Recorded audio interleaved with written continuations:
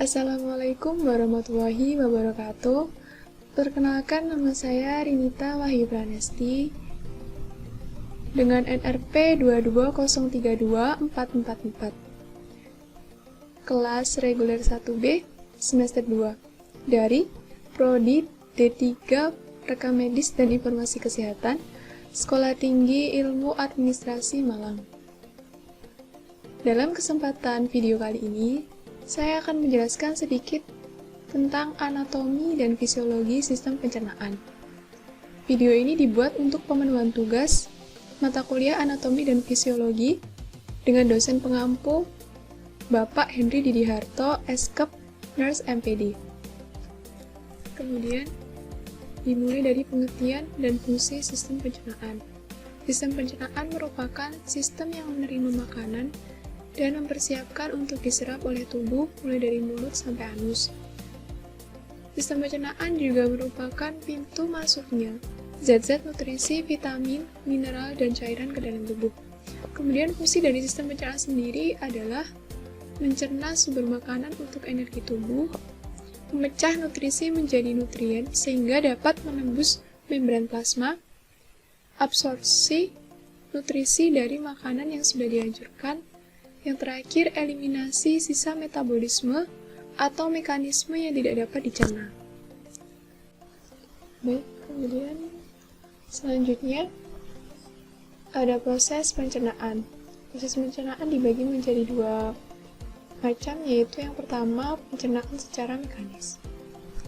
Pencernaan secara mekanis ini merupakan proses pengubahan makanan dari bentuk besar atau kasar menjadi bentuk yang lebih kecil atau halus, yang dibantu oleh gigi dan lidah dan otot lambung. Kemudian yang kedua ada pencernaan secara kimiawi.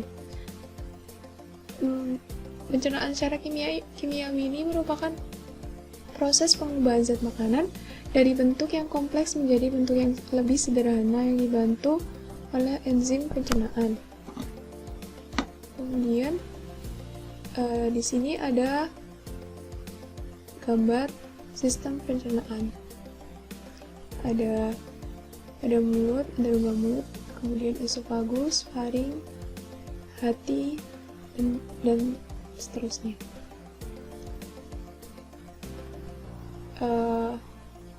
Anatomi sistem pencernaan terdiri dari yang pertama saluran pencernaan, yaitu rongga mulut, faring, esofagus, gaster, usus halus, usus besar, rektum, anus, dan juga ada organ tambahan, yaitu gigi, lidah, kelenjar ludah, kandung empedu, pankreas, dan hati. Yang pertama kita bahas mengenai mulut atau rongga mulut. Mulut adalah rongga yang berada di antara pipi, bibir, lidah, tenggorokan, dan langit-langit mulut. Mulut juga merupakan pintu masuk dari traktus gastrointestinal. Mulut merupakan tempat permulaan bagi proses digestif mekanis dan proses digestif kimiawi. Kemudian ada fungsi dari rongga mulut sendiri adalah yang pertama jalur bagi keluar masuknya udara, dua menjadi gerbang utama bagi makanan dan minuman untuk masuk ke dalam tubuh. Yang ketiga, berperan penting dalam menunjang aktivitas berbicara. Ada batas-batas mulut. Yang pertama, bagian depan rongga mulut dibatasi oleh bibir. Bagian atas dibatasi oleh palatum durum atau palatum keras. Ini merupakan membran mukosa yang melekat pada jaringan tulang. Dan juga dibatasi oleh palatum mole atau lunak. Ini merupakan pusat otot rangka dan banyak kelenjar mukosa. Yang ketiga, ada bagian bawah dari mulut terdapat otot-otot yang membentuk bagian mulut dan lidah seperti pipi.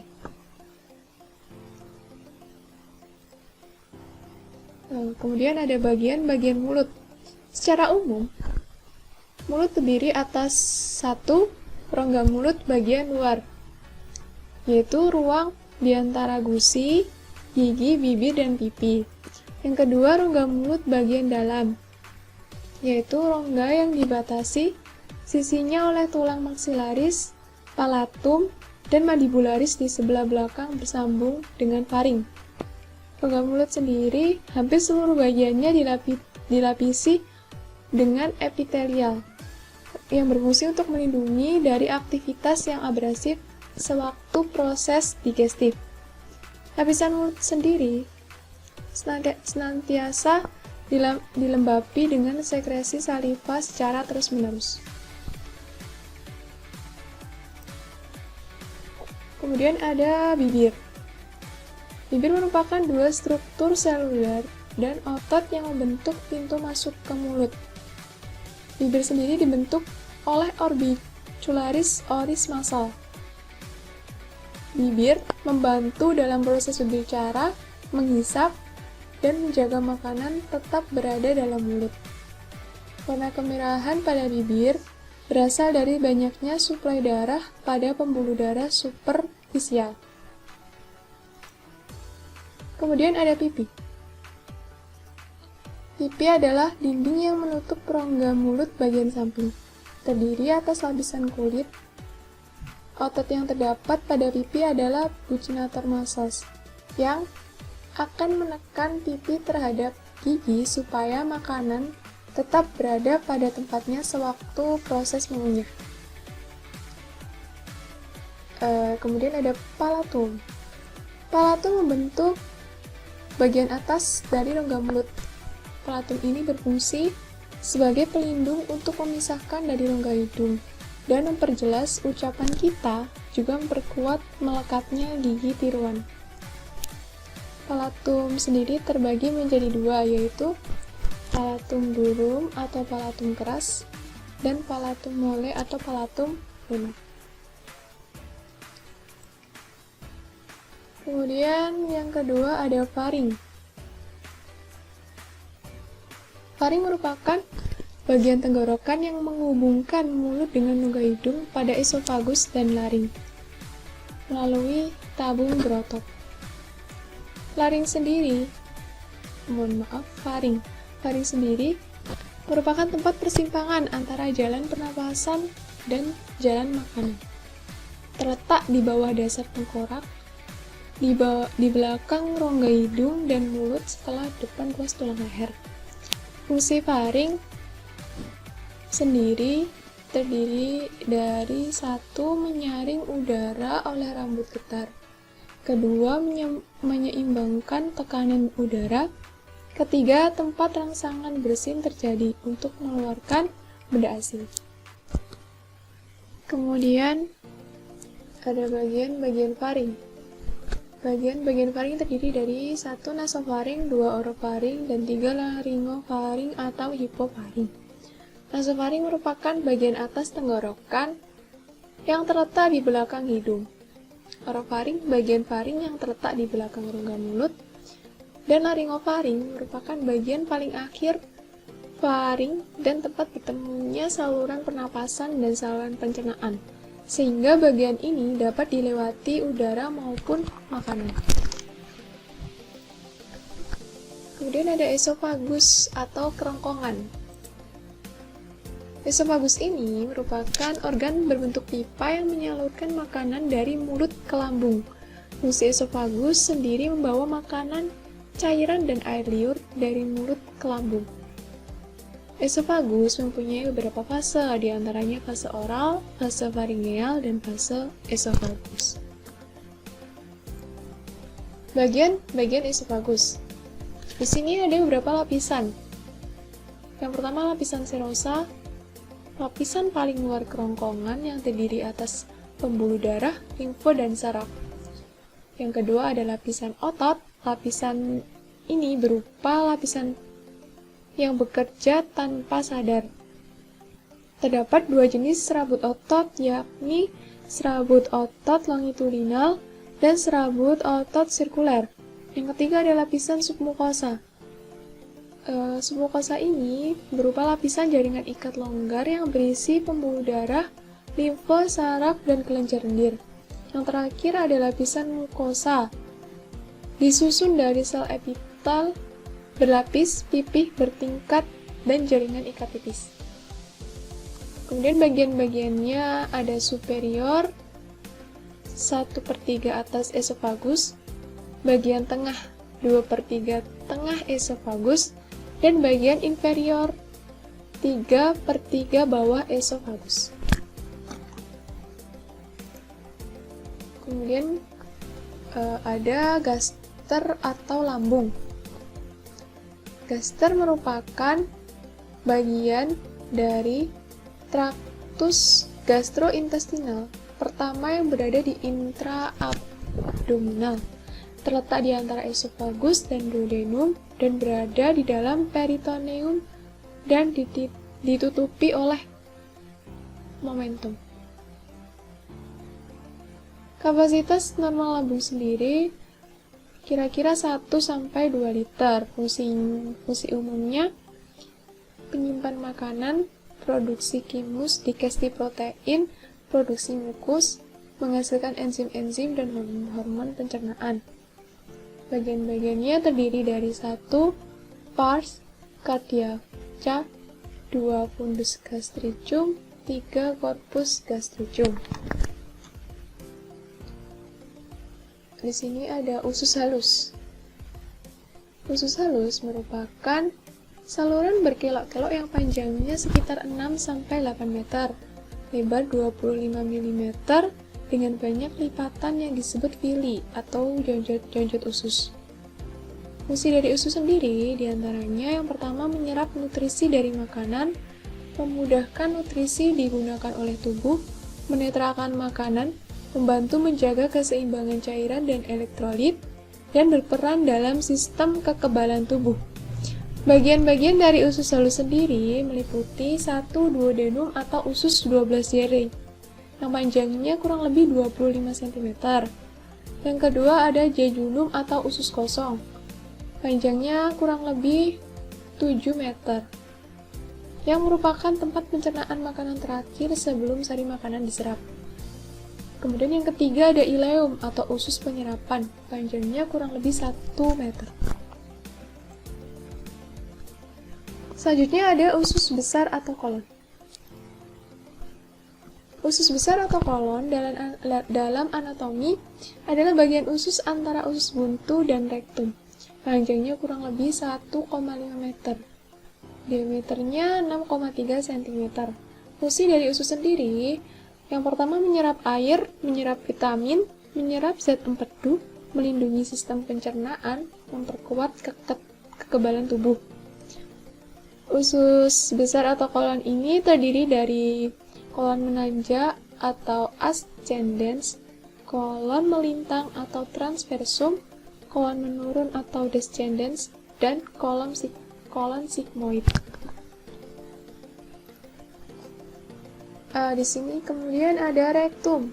Rektum sendiri adalah bagian dari sistem pencernaan manusia dengan panjang 10-15 cm.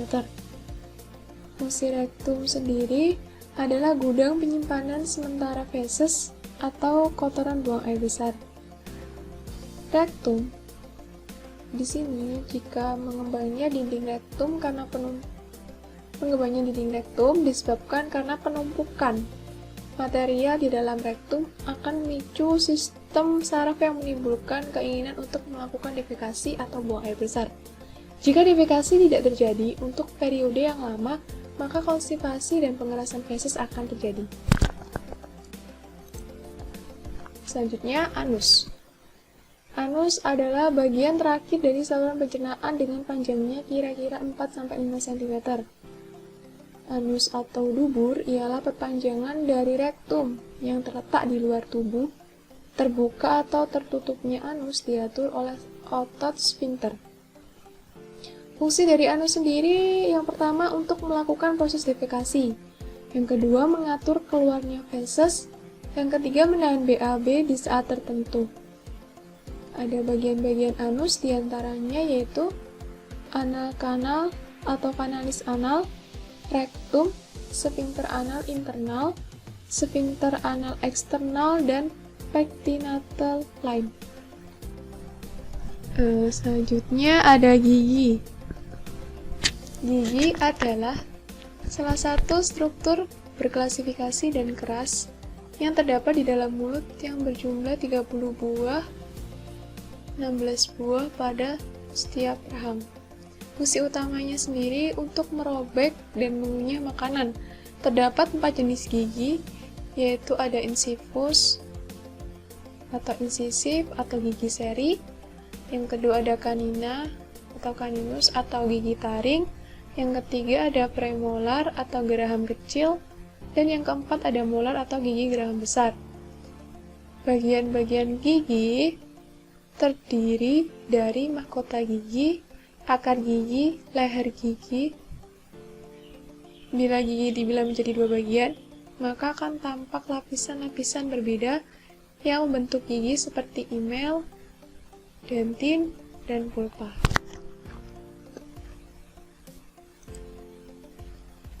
Kemudian ada lidah. Lidah sendiri merupakan kumpulan otot rangka pada bagian lantai mulut yang membantu pencernaan makanan dengan mengunyah dan menelan. Lidah memiliki peran seperti mengatur letak makanan di dalam mulut, mengecap rasa makanan, membantu menelan makanan, dan pembentukan suara. Fungsi dari lidah sendiri yaitu sebagai indera pengecap, sebagai alat berbicara atau berkomunikasi, pengatur letak makanan saat dikunyah, membantu menelan dan menghisap. Ada bagian-bagian lidah. Yang pertama, lidah bagian depan atau apex. Kedua, bagian pangkal lidah atau dorsum. Ketiga, frenulum atau selaput jaringan tipis yang menghubungkan lidah ke dasar mulut. Yang keempat, ada papila atau tonjolan-tonjolan pada permukaan lidah. Kemudian kelenjar ludah. Kelenjar saliva atau ludah adalah kelenjar sekretori yang memiliki duktus untuk mengeluarkan sekresinya ke rongga mulut. Rata-rata produksi saliva pada orang dewasa kurang lebih 1,5 liter per 24 jam. Kelenjar ludah yang utama terbagi menjadi 4, yaitu kelenjar parotis, kelenjar submandibularis, kelenjar sublingualis, dan kelenjar liur minor. Fungsi kelenjar ludah yaitu lubrikasi dan membersihkan mukosa oral, membantu pencernaan makanan, aktivitas antibakteri, membantu mempertahankan integritas gigi, membantu dalam berbicara, dan juga jumlah sekresi air ludah dapat dipakai sebagai ukuran tentang keseimbangan air dalam ludah. Air dalam tubuh. Kemudian ada kantung empedu. Kantung empedu merupakan sebuah organ kecil berbentuk seperti buah pir yang berfungsi sebagai tempat penyimpanan cairan empedu. Panjangnya sekitar 7-10 cm, berwarna hijau gelap, dan terhubung dengan hati serta usus 12 jari. Fungsi dari kantung empedu sendiri yaitu yang pertama tempat menyimpan cairan empedu dan memekatkan cairan empedu yang ada di dalamnya. Yang kedua, ada garam empedu menyebabkan meningkatnya kelarutan kolesterol, lemak, dan vitamin yang larut dalam lemak, sehingga membantu penyerapannya dari usus. Ada bagian-bagian dari kantung empedu, terdiri atas fundus vesicavillea, corpus vesicavillea, leher kandung empedu, ductus cysticus, ductus hepaticus, ductus choledocus. Kemudian selanjutnya pankreas. Pankreas adalah kelenjar majemuk bertandan yang panjangnya kira-kira 15 cm mulai dari duodenum sampai limpa, yang terletak pada kuadran kiri atas abdomen atau perut. Fungsi pankreas sendiri ada dua, yaitu fungsi eksokrin dan fungsi endokrin. Fungsi eksokrin sendiri memegang peranan penting dalam fungsi pencernaan dan fungsi endokrin yang menghasilkan hormon insulin, glukagon, somatostatin, dan pankreatik polipeptida. Yang kedua ada fungsi endokrin untuk mengatur berbagai aspek metabolisme bahan makanan yang terdiri dari karbohidrat, lemak, dan protein. Bagian-bagian dari pankreas sendiri, yang pertama kepala pankreas yang merupakan paling lebar, bagian paling lebar. Yang kedua ada badan pankreas, dan yang ketiga ada ekor pankreas.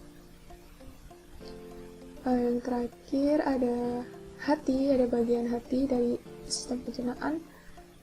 Hati adalah kelenjar terbesar dalam tubuh, terdapat di rongga perut sebelah kanan atas, berwarna kecoklatan.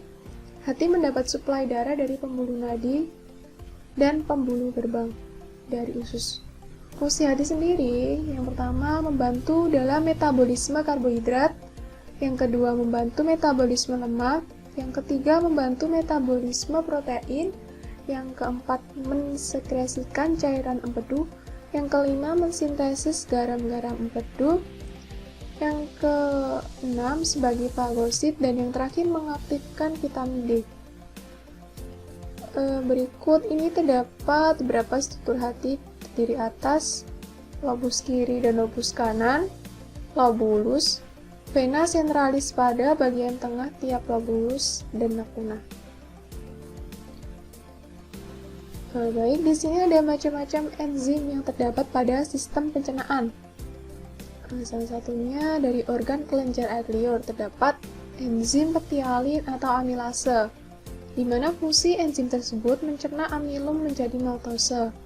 Ada dari lambung, enzim pepsin mengubah protein menjadi pepton, enzim renin mengubah kaseinogen menjadi kasein.